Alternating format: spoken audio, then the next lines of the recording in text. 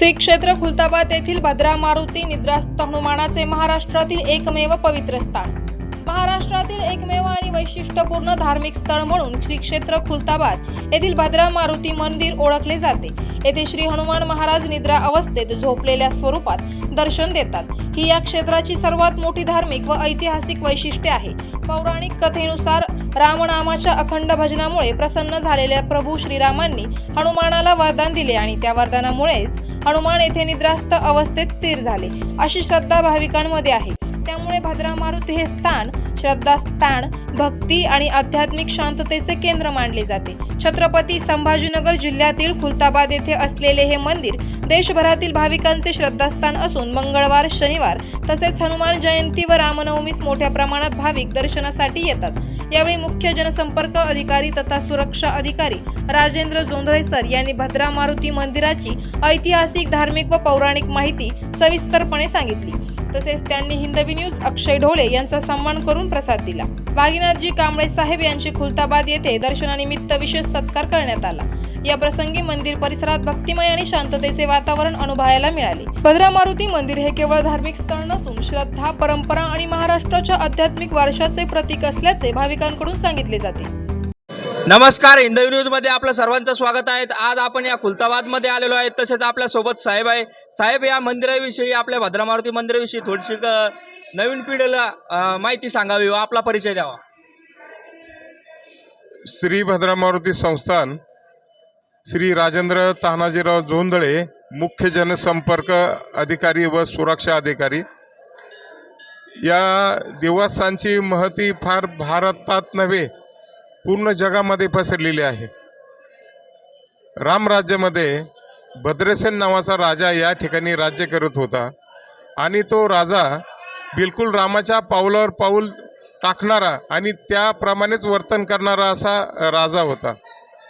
24 तास रामनामाच्या भजनामध्ये ती डुबून जायची। या ठिकाणी या साईडला भद्राकुंड आहे। त्या भद्राकुंडामध्ये राजा भद्रसेन जलभजन म्हणायचे आणि 24 तास रामनामाच्या भजनामध्ये दंग असायचे। त्यांच्या गायनाने पशु पक्षी सुद्धा जागेवर थांबायचे, इतकी निष्ठा रामावर होती।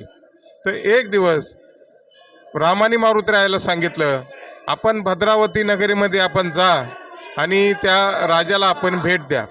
तर मारुतीरायांनी सांगितलं, तो राजा फार बलाढ्य आहे म्हणे। बलाढ्य आहे इथपर्यंत ठीक आहे, पण तो माझा शिष्य आहे आणि तुझा गुरुबंधू आहे, तुम्ही जाऊन त्यांना भेट द्या। मग मारुतीराय या ठिकाणी भद्रावती नगरीमध्ये आले आणि या ठिकाणी भद्रसेन राजाचं या ठिकाणी भजन चालू होतं आणि भजन ऐकून मारुतीरायाला त्या ठिकाणी निद्रा लागली। निद्रा म्हणजे झोप लागली। गुरुचं नामस्मरण ऐकून मारुतीरायाला निद्रा लागली आणि भजन संपल्यानंतर मारुतीरायांनी आणि भद्रसेन राजाने यांची नजरानजर झाली आणि मारुतीरायाला आणि भद्रसेन राजाला फार आनंद झाला। एकमेकाला आलिंगन घेतलं आणि मारुतीरायांनी सांगितलं, मला असं वाटलं होतं मी पृथ्वी तलावर एकटाच राम भक्त आहे, पण माझ्यापेक्षाही तुझी भक्ती अपार आहे। तुझ्या गायनाने मला निद्रा लागली, तुझी भक्ती पाहून मी फार प्रसन्न झालेलो आहे, तुला काय मागायचं माग। भद्रसेन राजांनी सांगितलं, तुम्ही या ठिकाणी भद्रावती नगरीमध्ये आलात, ही भूमी पावन पुनीत झाली, आपला रहिवास या ठिकाणी कायमस्वरूपी असावा।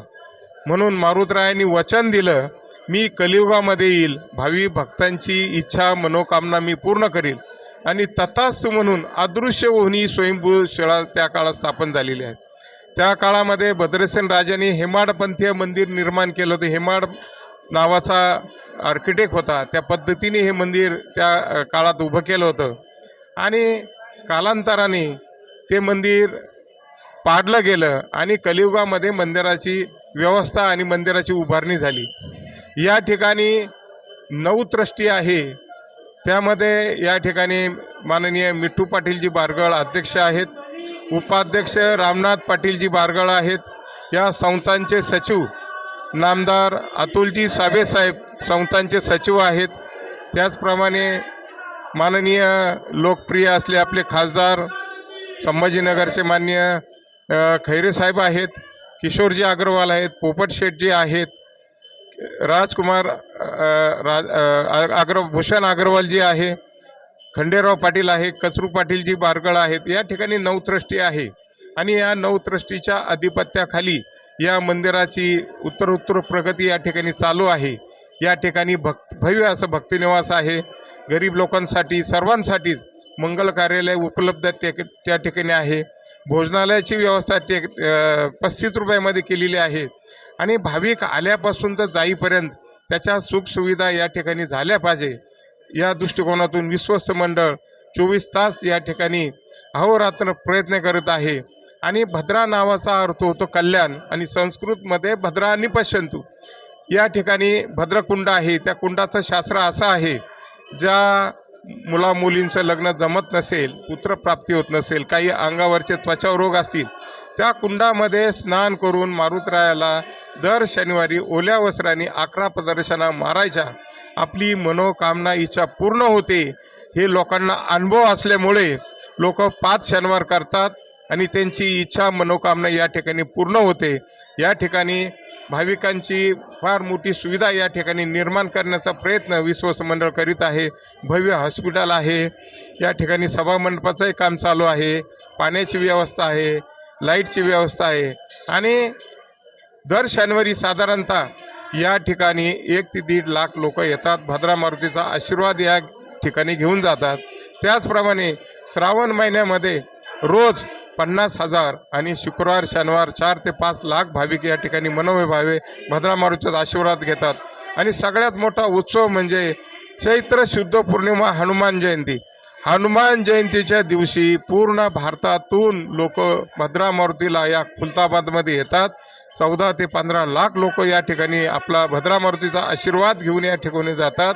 या देवाची महती आपल्या भारतातच नाही तर 7 समुद्रापलीकडे सुद्धा या ठिकाणी गेलेली आहे. अशा पद्धतीने हे भद्रा मारुतीची प्रगती या ठिकाणी होत आहे. आपला भद्रा मारुती या नवसाला पावतो असं सांगितलं जातं. आपल्या भद्रा मारुतीची काही असे उदाहरण आहे का आपल्यासोबत? या ठिकाणी अनेक उदाहरणं आहेत. आता आम्हाला भेटले, आम्ही सांगतो आणि गुरुजी आमचे परमपूज्य गुरुजी असतात आतमध्ये, ते सुद्धा सांगतात.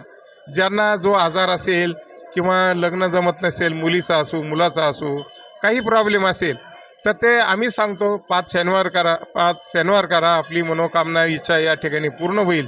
आणि त्या पद्धतीने भाविकगण करतात आणि त्यांची मनोकामना इच्छा पूर्ण होते. आणि संकल्प अभिषेकसुद्धा या ठिकाणी सोडतात. अनेक लोक येऊन सांगतात आम्हाला भद्रा मारुतीच्या आशीर्वादाने आम्ही जे काय भद्रा मारुतीला मागितलं होतं ते आम्हाला मिळालं. माझी खासदार चंद्रकांतजी खैरे साहेब भरपूर वेळा येते पै येत होतात. आपण त्यांना कधी पाहिलं होतं का? माननीय लोकप्रिय असे आमचे देवस्थानचे संस्थांचे विश्वस्त आदरणीय खैरे साहेब श्रावण महिन्यामध्ये अनेक वेळा पायी आलेले. त्यांच्याबरोबर अनेक भद्रा मारुतीचे भक्तगण येत होते.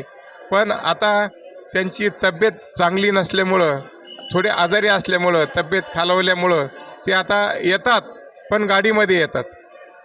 आपण पाहतो आता हिंदू न्यूज. आपण या खुलताबादची सर्व कहाणी आपण या साहेबांनी आपल्याला सांगितली. आपण हिंदू न्यूजच्या माध्यमातून ही कहाणी पाहू शकता.